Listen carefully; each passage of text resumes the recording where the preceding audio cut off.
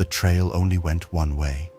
That's the part nobody believes when I tell it, so I'll say it first, before anything else, so you can hold on to it the way I had to. No loops, no hidden return route, no marked side path, no fire road, no cut-through that could carry someone ahead of us without being seen. You parked at the lower lot. You walked the ridge in a single line from one end to the other, and a shuttle carried you home from the upper lot at the far end. One direction, the whole day. You could not get ahead of someone on that trail without walking the trail itself, in the open, in plain sight, past everyone in front of you. And we met the same old man more than once, sitting, waiting, smiling, and every single time, without exception, he was ahead of us. I need you to understand who's telling you this, because the rest of it depends on it. I spent 11 years doing wildland survey work, marking timber and walking cut lines, mostly alone in country far emptier and far harsher than that ridge. I've spent whole weeks where the only voice I heard was my own, reading coordinates back to myself to stay sane. I know what fatigue does to the eyes. I know how the brain, when it's tired and starved of company, will stitch a face into a patch of lichen on a boulder, or turn the slow sway of a branch into a man walking. I've seen it happen to myself. And I learned long ago not to trust the first thing my eyes hand me when I'm worn down.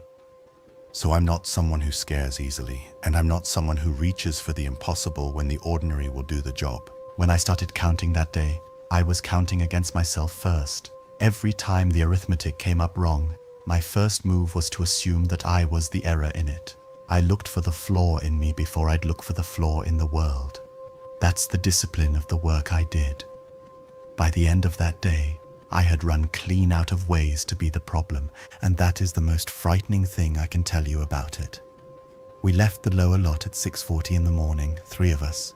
Me, my brother-in-law Daniel, and his old college friend Priya, who'd flown in 2 days earlier and kept saying, in the way people do when they've spent too long under fluorescent lights, that she just wanted something that wasn't a city. Daniel had picked the trail. He swore the light at the saddle around mid-morning was worth the early alarm, and he'd been right about places before, so we trusted him. The first hour was ordinary in the best way an hour can be. The air was cold enough to ache a little in the back of the throat, and it smelled of wet granite and crushed pine needles. Frost was still holding in the long shadows behind the bigger boulders, white and brittle where the sun hadn't reached yet. Priya kept stopping to photograph things that never photograph. The slope of the valley, the particular blue of the early sky, the way people do when a place is bigger than a phone and they haven't accepted it yet.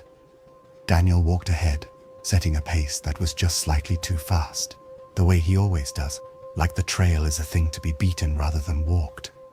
I brought up the rear and let them go, the way I always do. The trail climbed through a band of scrub pine, then broke out onto bare rock and began switchbacking up toward the first false summit. From the open sections you could see most of the route ahead of you, laid out across the mountainside like a seam. That matters, so I'll keep saying it. You could see the trail. For long stretches you could see almost all of it at once.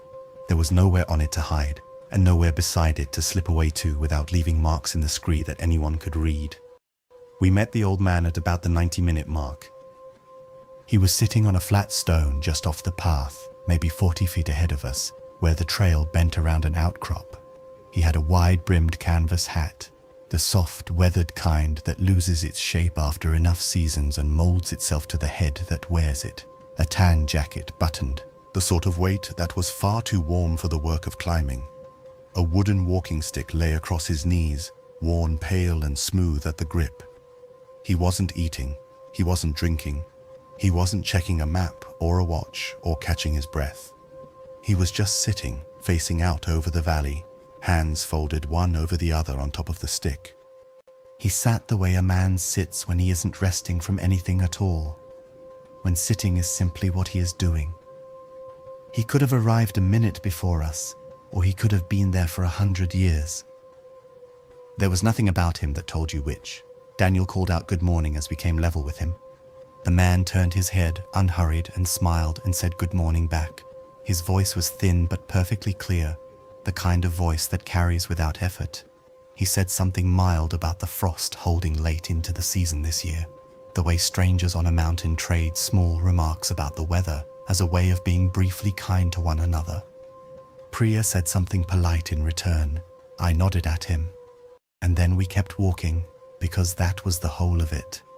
A pleasant old man taking a rest on a hard climb. There is nothing in that to remember. There was one small thing, though. As I passed him, close enough to touch, I glanced down at his boots the way every hiker checks another hiker's feet without thinking about it. And his boots were clean, not new.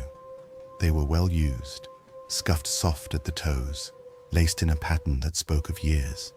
But they were clean. No dust on them, no grit caught in the seams, no pale line of dried mud where the leather met the sole. Mine were already grey to the laces, and we had come up the very same trail he must have come up, through the same frost, over the same scree. I noticed it the way you notice a clock on a wall that has stopped, a half second of something not fitting, and then I let it go. Because a man can stop and wipe his boots clean, and a man who wipes his boots clean on the side of a mountain at dawn is exactly the kind of careful, particular old man who hikes alone before the sun is properly up. The detail explained itself, or I made it explain itself, and I forgot him completely. The way you forget almost everyone you pass on a trail, their faces gone before the next bend. We climbed for another 40 minutes. The grade steepened as we neared the first real summit, and the talk dropped away the way it does when the body needs the air for other things. At the top, we stopped to eat.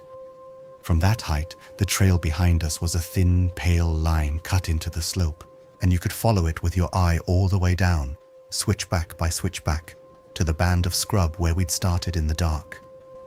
I looked back along it the way you always do at the top of a hard climb, just to measure how far you've come. The flat stone where the old man had been sitting was empty. That didn't strike me as anything at all. He'd moved on, or he'd turned back, or he'd stepped off to rest somewhere out of the wind. People do. What I did notice, sitting there with a sandwich going stale in the cold air, was that the trail behind us was empty for its entire visible length. Not just the flat stone, the whole of it. No one between us and the trees far below. No one anywhere on that long pale seam. At the time, it registered as nothing. Just an empty trail on a quiet morning, the kind of solitude we'd come for. It registers as something now. It registers as the first impossible thing, sitting quietly inside an ordinary one, waiting for me to be ready to see it. We finished eating and dropped off the back of the summit into a long, shallow basin. It was the kind of place that feels like standing on the bottom of a lake that has been drained, a wide, flat floor of open ground, scattered stone, and a handful of stunted trees all leaning the same way, sculpted by years of one prevailing wind.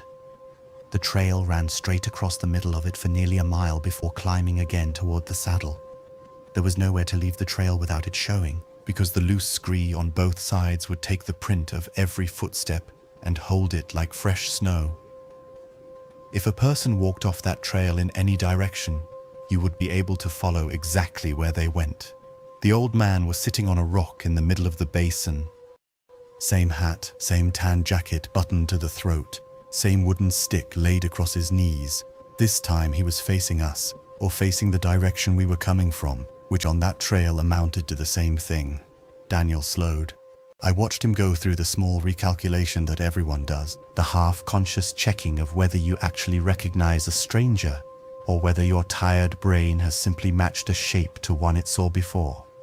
Then Daniel laughed, a little too loudly, and called out across the open ground, "Well, now you beat us up here. How'd you manage that one?" He meant it as a joke, the friendly kind you offer a stranger you've crossed paths with twice, but there was no joke in it that held up.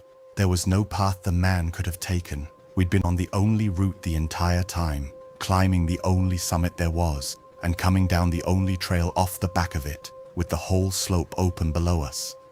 He hadn't passed us. We hadn't passed him walking. And yet he was in front of us again, sitting and waiting, as if he'd been there a long while. The old man smiled the same smile and said, "I take it slow, but I don't stop for long." That sentence has stayed with me longer than almost anything else from that day. At the time, it sounded like a perfectly ordinary thing for an old hiker to say. One of those folksy little lines that people offer about themselves, half pride and half apology for their own pace. It was only later, lying awake in the dark, that I took it apart and saw what was inside it. He didn't stop for long, but we had passed him sitting, both times. We had never once passed him walking, not on the open switchbacks, not on the bare summit, not on the mile of flat trail across that basin where you could see everything. And there is no way for a slow old man with a stick to get ahead of 3 healthy people on a one-way trail without walking that trail in the open in front of them. None. The sentence wasn't an explanation, it was the opposite of one, wearing the costume of one. Priya asked him, in the polite way she had, whether he was doing the full traverse. He said he did this walk often. She offered him some of our water, because we had more than enough, and he had nothing visible with him, and he said no thank you. He had everything he needed, and patted the side of his jacket as though indicating a flask in an inner pocket. I was watching when he did it. There was no shape of a flask there. The jacket lay flat. We said our goodbyes and walked on, and this time, as we crossed the rest of the basin, I looked back over my shoulder, twice. The first time I looked, he was watching us go. His head was turned to follow us, the hat tilted, the face too far now to read. The second time, perhaps 2 minutes later, the rock was empty. What I felt then was not yet fear. It was something more like administrative confusion, the particular irritation you feel when a column of numbers won't add up and you're certain, absolutely certain, that you've simply made a careless mistake somewhere and that one more pass will find it. So I made the passes. I started building explanations, one after another. There were 2 old men, brothers maybe, who looked alike and dressed alike and walked this route together. One always a little ahead and one a little behind. And we'd simply met both of them and confused them for one. Or there was a goat path, some local shortcut along the scree that a man who walked here often would know and a stranger never would, invisible from the trail. Or he was far fitter than he looked, and he'd cut some hard parallel line while we sat eating at the summit and gotten ahead of us that way. Every one of those explanations had a hole in it, and I could see each hole even as I built the thing around it.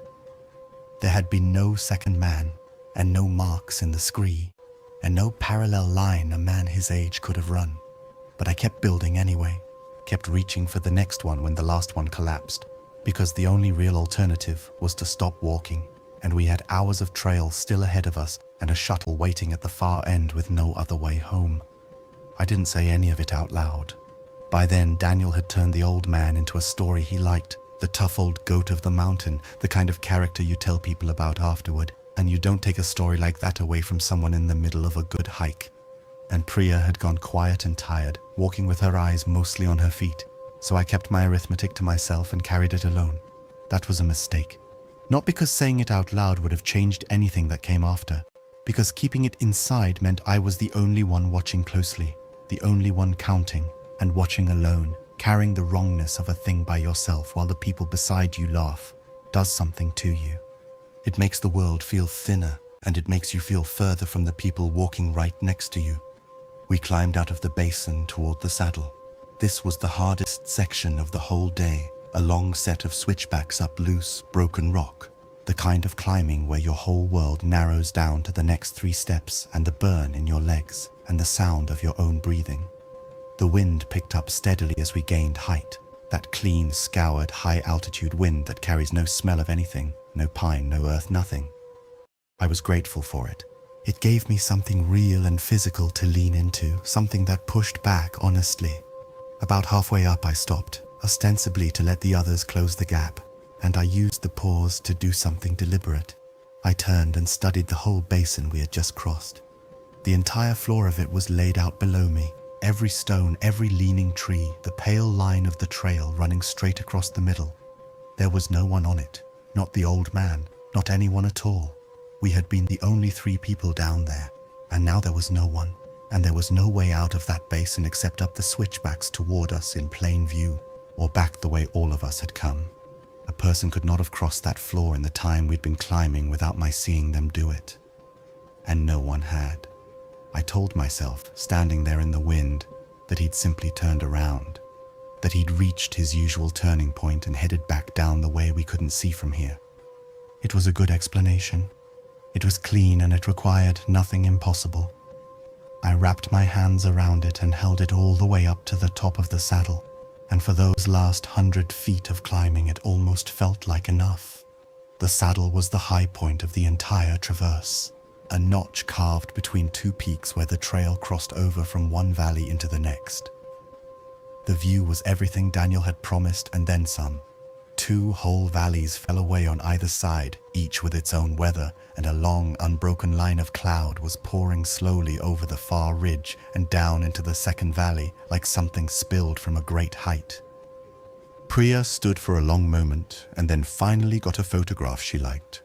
The first one all day she didn't immediately frown at. The shuttle pickup was maybe 2 hours on from there, downhill nearly the whole way.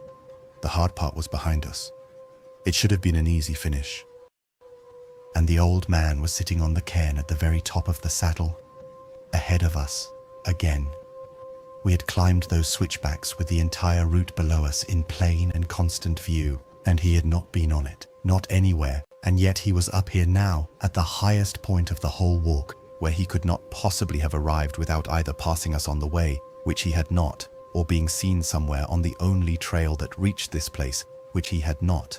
The hat, the jacket, the stick across his knees, and he was facing the second valley now, the one we were about to descend into, the one we had not yet set foot in. He had his back to where we'd come from. He was facing where we were going, as if he already knew the way better than we did. Daniel's joke had run out of him entirely. He didn't say anything clever this time. He didn't say anything at all for a moment. He just stopped walking, and I watched the thing finally happen in him that had already happened in me down in the basin, the moment when the arithmetic stops being a puzzle you're enjoying and turns into a cold, settling weight low in the chest. The color of his face changed slightly. He looked, for the first time that day, his actual age. It was Priya who spoke. Very quietly, almost under her breath, she said, "How are you up here?" Not as a greeting, not as small talk. As a real and frightened question, the only honest sentence any of us had managed to say to the man all day. The old man turned toward us. The smile was exactly the same as it had been 90 minutes and 2 summits ago. He said, "I'm always a little ahead." He said it kindly. He said it the way you'd reassure a frightened child, gently, with patience, as though her fear were a small and understandable thing that he was used to soothing. And that kindness was the worst part of all of it. Worse than any sharpness could have been, because the kindness meant he had understood her question perfectly. He had heard the real question underneath the words, the how is this possible, the what are you, and he had chosen gently not to answer it. He answered the surface and let the depth alone, and he smiled while he did it. Then I did something I am not proud of, and that I also believe kept the rest of that day from turning into something far worse than it became. I made my voice completely ordinary. I flattened every bit of fear out of it, the way I'd learned to flatten my voice over a radio when something had gone wrong in the field and panic would only make it worse. I asked him, casually, which way he was headed. "Down into the second valley," he said, "same as you." And I said, "Well, we'll let you get your head start then, since you're faster than you look." And as I said it, I was already moving, steering the other 2 by the shoulders off to the side of the saddle, toward the view, as though we'd simply decided to take it in. I put 20 feet and the broad shoulder of a rock between us and him. I did it because of an instinct that 11 years of survey work had ground into me. When something in a landscape does not make sense, you do not confront it. You do not walk up to it and demand that it explain itself to you. You put distance between yourself and it calmly, and then you watch how it behaves when it thinks you've lost interest in it. A thing's real nature shows in what it does when it believes no one is counting. So I watched him over Priya's shoulder while I pointed at the line of cloud with my other hand and pretended to be saying something about the weather. He didn't get up. He didn't start down the trail into the second valley, the direction he had just told us he was going. He sat on the cairn with his hands folded on the stick, and he watched the 3 of us, and he waited. That was all. He waited. And I understood, watching him, what he was waiting for. He was waiting for us to go first. He wanted us in front of him.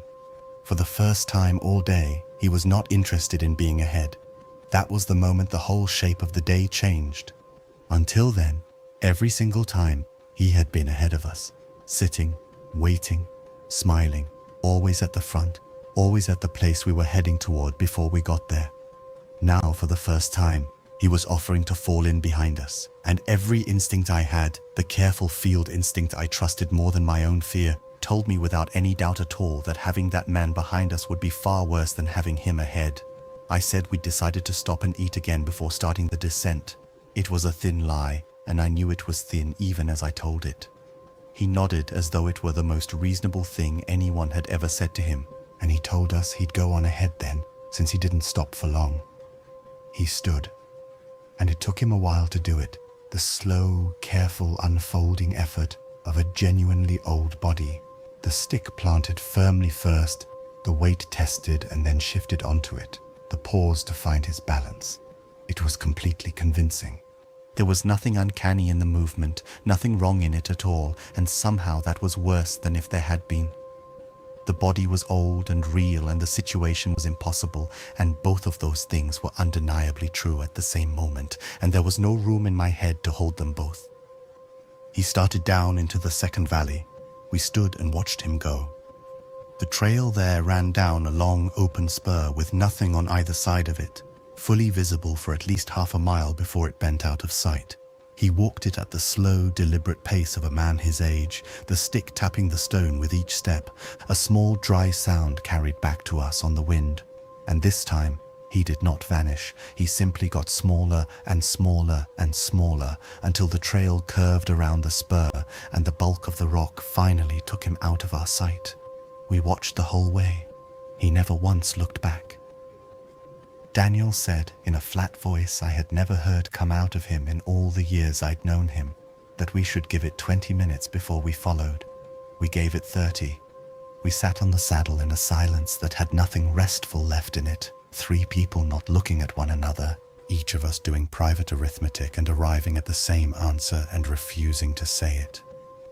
Then Priya asked the question none of us had wanted to be the one to ask. She asked, quietly, whether we should turn around and go back the way we'd come instead of going forward into the valley he'd just walked down into. We worked through it the way frightened, practical people do, out loud, in the language of logistics, because logistics felt safer than the truth. Going back meant reclimbing everything we'd just climbed, recrossing the basin, descending all those switchbacks, and reaching the lower lot with no shuttle waiting in a long road walk in the failing light of evening. Going forward meant a downhill finish and a warm ride home. But going forward meant following him, down into the one valley we knew for certain he had gone into. We chose forward.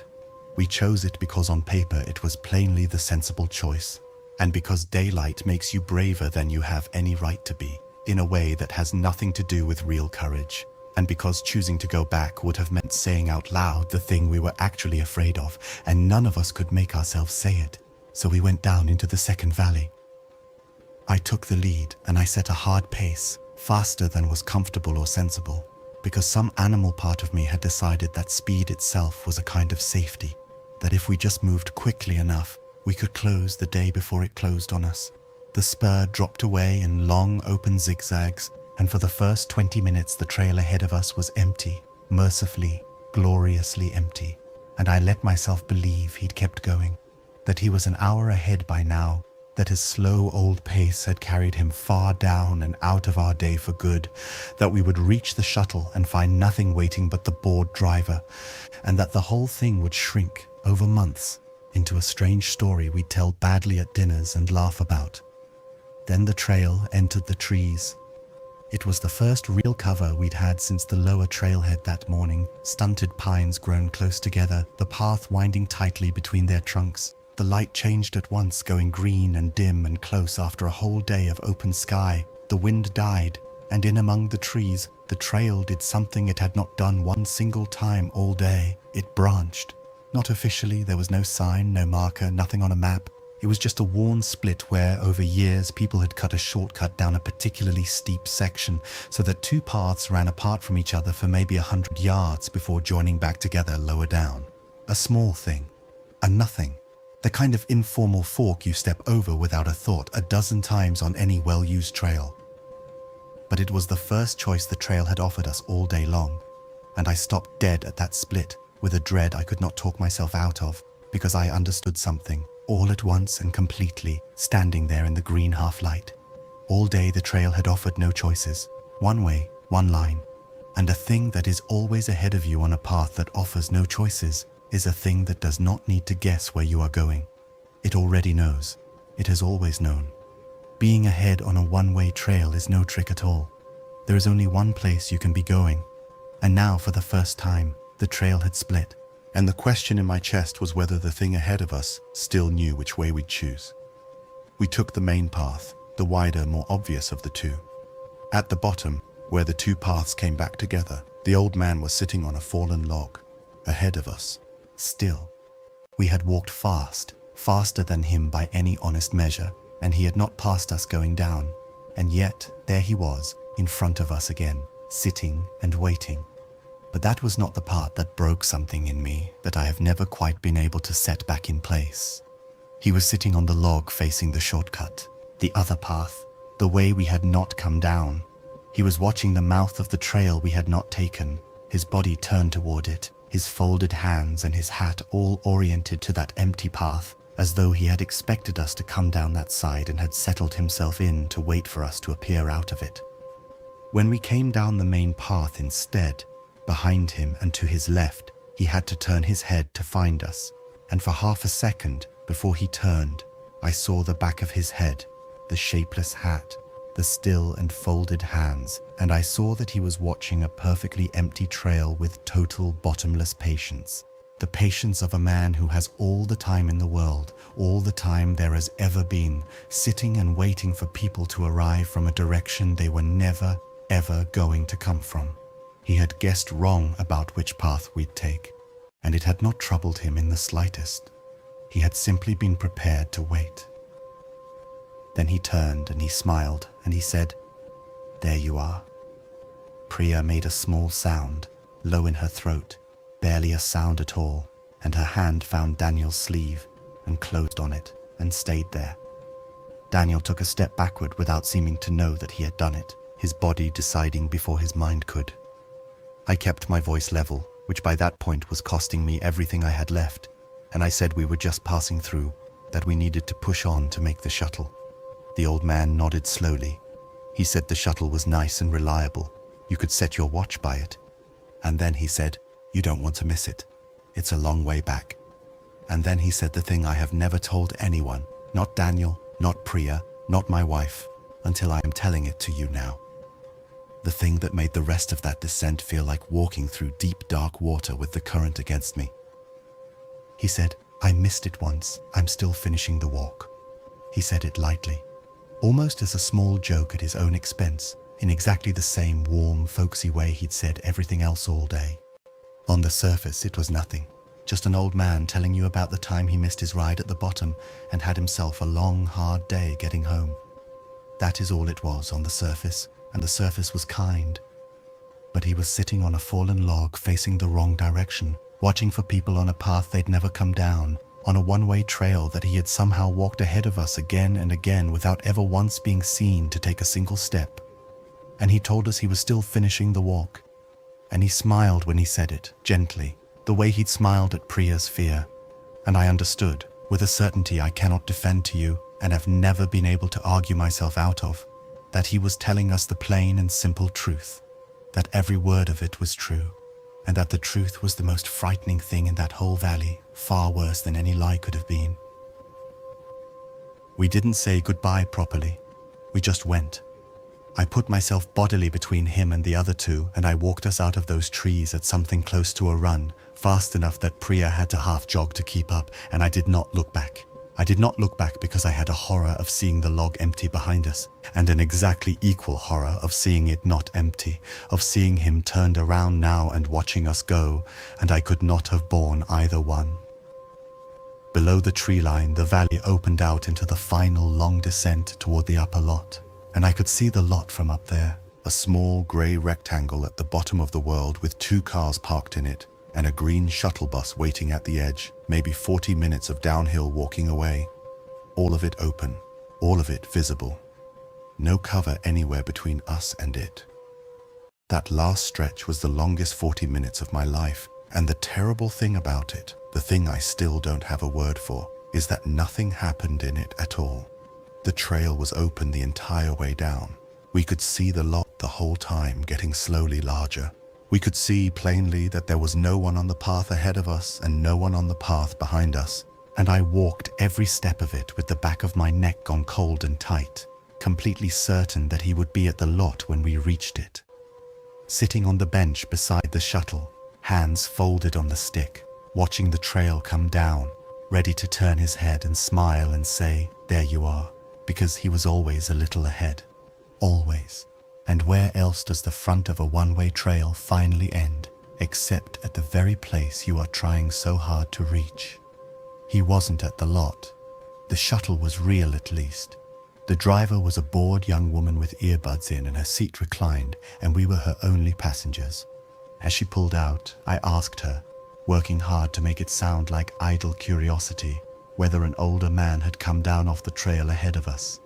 Tan jacket, walking stick, wide hat. She pulled one earbud out and glanced at me in the long mirror and said no. We'd been the first hikers off the trail all afternoon, she said. The morning shuttle had taken the only other people down hours ago before lunch. I asked, as lightly as I could manage, how many had been on that morning run. She said 3, a group of 3 early, before 7. I said that was us, that we were the 3. She looked at me in the mirror for a moment longer than was comfortable, the way you look at someone who might not be quite right. And then she put her earbud back in and faced the road, and we didn't speak again. I have thought about that exchange more than any other single part of that day, turned it over more times than I can count. There is a version of it where she simply miscounted, or misremembered, or where the morning manifest meant nothing and she was tired and bored and wrong. I have tried very hard for years now to live inside that version, to make my home there.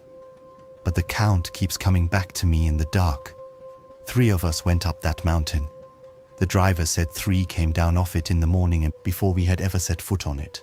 And we, the 3 who went up, came down again in the afternoon, the first ones off the trail, the only ones she'd seen all day. We didn't talk about it on the drive back to the car. We didn't talk about it at dinner that night, where we all drank more than we meant to and went to bed early. Daniel has, in the time since, turned the whole thing into the tough old man story, sanded down smooth and round, all the impossible edges quietly filed away until it's just a tale about a remarkably fit old hiker who kept turning up. And when he tells it that way, I let him. I never correct him, because the sanded version is one a person can carry through a normal life, and the real one is not. Priya flew home a few days later, and we don't speak much anymore. And on the rare occasions that we do, neither of us ever mentions the trail. The not mentioning of it sits between us, heavier and louder than anything we could possibly say about it. I went back once, alone, about a year later. I told myself I was going to prove something finally, one way or the other. I was going to walk it in reverse and find the goat path, or the second brother, or the hidden shortcut, the ordinary thing that explained all of it and would let me sleep. I parked at the upper lot, the place where we'd finished, and I started up the trail toward the saddle, walking against the proper direction of travel, walking the wrong way up a one-way trail, which I realized somewhere on the climb is the one thing the old man and I now have in common. I got as far as the trees, as far as the fallen log. It was still there, gone grayer and softer with another year of weather. And here I have to be careful with you, because this is the part where you'll decide whether to believe any of what I've told you, and I won't blame you in the least for whatever you decide. The log was there, and the ground in front of it, on the side that faced the shortcut, the wrong direction, the path that no one ever comes down, was worn. Worn smooth and bare and packed hard, the way ground only gets when feet rest in the very same place, over and over for a very long time. A patch the exact size and shape of a seated man, packed down hard, facing the empty path, facing the direction no one comes from, the direction he had always been watching. I stood there a long while in the green and quiet, and then I did the only sensible thing, the thing 11 years in empty country had taught me, the closest thing I have ever had to wisdom. When something in a landscape does not make sense, you do not confront it. You do not demand it explain itself to you. You put distance between yourself and it. I turned around and I walked back down to the lot, the right direction, the only direction. And I got in my car and I drove home, and I have never gone back. I don't hike point-to-point trails anymore, only loops now. The kind that bring you back around to where you began, where the front of the trail and the end of the trail are the very same place, where there is no long, straight, one-way line for something patient to be standing at the far end of, waiting. I tell people it's just about the convenience, about not having to arrange a shuttle and coordinate cars. That isn't the reason. The reason is that a loop has no front. There is nowhere on a loop for something to always be a little ahead of you. But sometimes, near the end of a loop, when I come around that final bend and the parking lot opens up ahead of me and I can see my own car sitting there waiting, the old cold spot finds the back of my neck again, and I have to make myself stop before I start doing the arithmetic. Because a loop brings you back to the start. And the start is the same place where I set out that morning hours before. And there is always, every single time, the smallest cold thread of fear that when I round that last bend, there will be someone sitting on the bench beside my car, hands folded on a worn wooden stick, hat shapeless with age, facing the trail, waiting for me to come down, ready to turn his head and smile and say, "There you are. You don't want to miss it. It's a long way back." So I don't look at the bench when I finish a hike. I just walk to my car with my eyes down, and I get in, and I drive, and I keep my eyes on the road ahead of me the whole way home, and I never, ever check the mirror.